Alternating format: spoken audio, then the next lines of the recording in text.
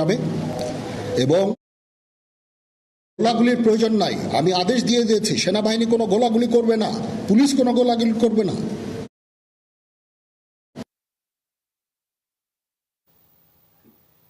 সেনাপ্রধান জেনারেল ওয়াকারুজ্জামান কথা বলছেন, তার বক্তব্যটি আমরা শুনছিলাম এবং তার আহ্বানে দেশবাসী সাড়া দেবে এমনটাই প্রত্যাশা করছি। তিনি যেমন সংযত আচরণের কথা বলছেন, হত্যা এবং অন্যায়ের বিচার করা হবে এমন ঘোষণাও দিয়েছেন।